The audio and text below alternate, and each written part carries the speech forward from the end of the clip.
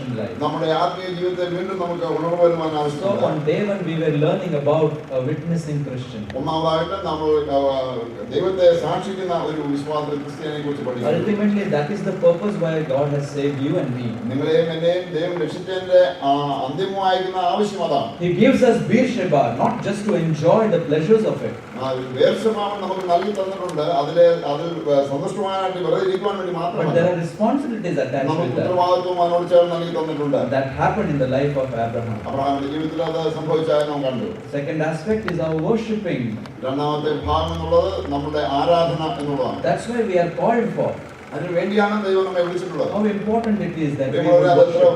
പ്രധാനപ്പെട്ട വിഷയമാണ് നാം അവനെ ആരാധിക്കുക എന്നുള്ളത്. And yesterday we have seen many aspects and important aspects of this. ആ ആരാധനയുടെ അത്ര പല കാര്യങ്ങളും പ്രധാനപ്പെട്ട കാര്യങ്ങൾ നമ്മൾക്ക് Don't ചിന്തിപ്പാൻ. be satisfied because you have some ministry to the house of God. ആ ദൈവസഭയ്ക്കോ ചെയ്യാവുന്ന ചില ശുശ്രൂഷകളൊക്കെ ഉണ്ടല്ലോ എന്ന് കരുതി അതിൽ നമ്മൾ സംതൃപ്തരാടിയാൽ God is looking for true worshippers who would minister to the heart of God.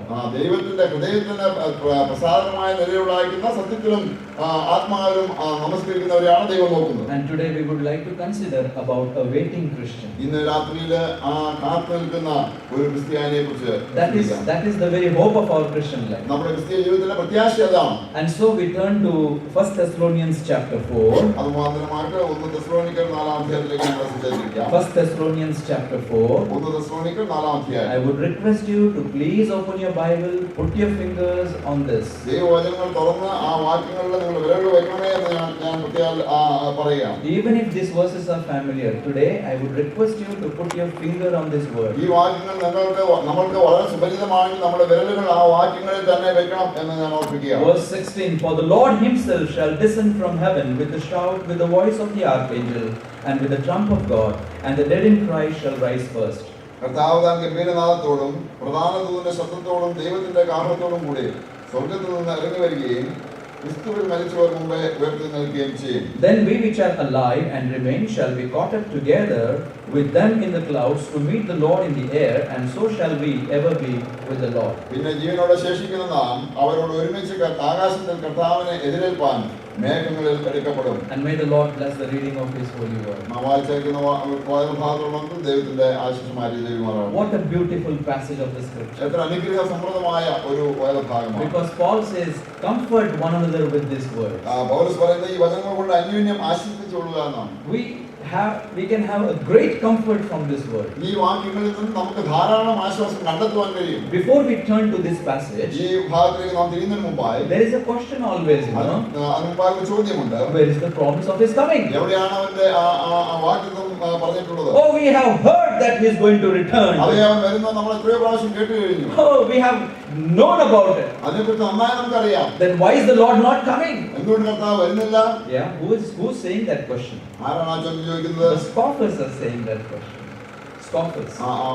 കളിയാക്കുന്നവരാണ് ആ ചോദ്യം ചോദിക്കുന്നത്. You see, because they are denying the Lord and his promise, they are asking a question like this. ദൈവത്തെയും ദൈവത്തിന്റെ വാഗ്ദത്തത്തെയും അനുസരിക്കാത്തവരാണ് ഈ നിലയിലുള്ള ചോദ്യം ചോദിക്കുന്നത്. How sad it is today when we see the question of the scoffer is seen in the lifestyle of the believers. ഈ കളിയാക്കുന്നവർ പറയുന്നവരുടെ അവരുടെ വാചക style ഇന്ന് വിശ്വാസികളുടെ ആയിട്ടുള്ള എത്രയോ ദുഃഖകരമാണ്. Your very lifestyle shows that you are not waiting for his coming. നമ്മുടെ ആ പ്രത്യേകമായ ജീവിത രീതി തന്നെ കർത്താവിന്റെ വരവിനായിട്ട് നാം ഒരുങ്ങുന്നില്ല എന്ന് കാണാൻ കഴിയും. And this evening we want to learn the surety of his coming. അവന്റെ വരവിന്റെ സുനിശ്ചിതത്വത്തെക്കുറിച്ച് ഇന്ന് രാത്രിയിൽ നമുക്ക് അറിയേണ്ടത് ആവശ്യമാണ്. First of all, if I ask you to turn to Genesis chapter 22, ഒന്നാമത് തന്നെ ഉൽപ്പത്തി പുസ്തകം 22-ാം അധ്യായത്തിലേക്ക് നിങ്ങൾ ശ്രദ്ധ തിരിക്കുവാൻ ഞാൻ ആവശ്യപ്പെടുമ്പോൾ you would immediately say, Genesis 22, I know about it.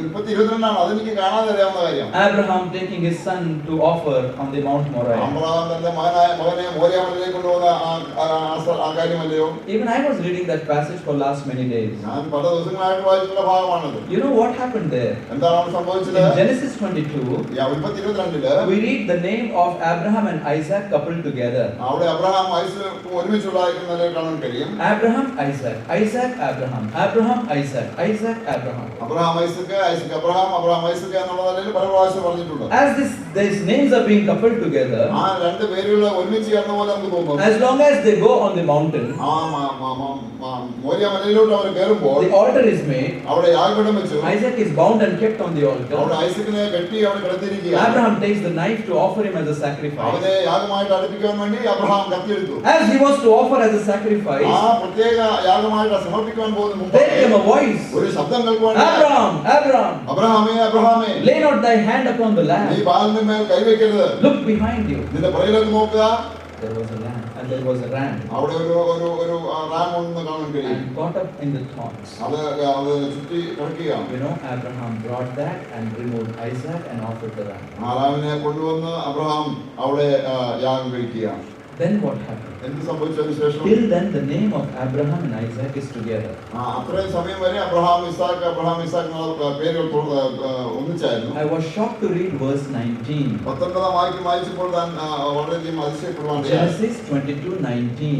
അവിടെ 22 അധ്യായത്തിൽ 19 വാക്യം. Because there we read, and Abraham returned unto his servants.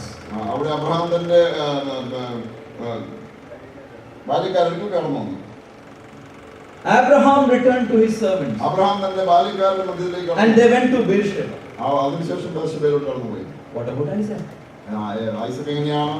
What has happened to him? ഇസാക്കിന് എന്ത് സംഭവിച്ചു? Why his name is not mentioned there? ഇസാക്കിന്റെ പേര് പിന്നെ അവിടെ എന്തുകൊണ്ട് പറഞ്ഞിട്ടില്ല? Soon after that incident, അതിന് തുടർന്ന ഉടനെ തന്നെ Spirit of God has purposely omitted the name of Isaac there. ദൈവത്തിന്റെ ആത്മാവ് ആ ഐസക്ക് എന്നുള്ള പേര് അവിടെ നിന്നും മാറ്റുകയാണ് ചെയ്തത്. There is no doubt Isaac came with him. തീർച്ചയായിട്ടും ഐസക്കും അവന്റെ കൂടെ വന്നു. There is no doubt he went with him. പിതാവിനോട് ഒരുമിച്ച് അവൻ പോയി എന്നുള്ള But സംശയമില്ല. Spirit of God has purposely omitted the name of Isaac with ദൈവത്തിന്റെ Abraham. ആത്മാവ് മനഃപൂർവ്വമായി ആ പേര് അവിടെ നിന്ന് മാറ്റിയിരിക്കുകയാണ്. You read that chapter? ആ അധ്യായം മുഴുവൻ വായിക്കുക. No mention of Isaac. ഐസക്കിനെ കുറിച്ച് പറഞ്ഞിട്ടില്ല. Read the next chapter? അടുത്ത അധ്യായം വായിക്കുക. No mention of Isaac. ഐസക്കിനെ കുറിച്ച് പറഞ്ഞിട്ടില്ല. But in between that, അതിനിടയ്ക്കായി look at verse 23. 23 വാക്യം വായിക്കുമ്പോൾ Isaac is missing, അവിടെ ഇസാക്ക് അവിടെ കാണുന്നില്ല. but something else has happened. അവിടെ മറ്റൊന്ന് കാണാൻ കഴിയും. What happened in verse 23?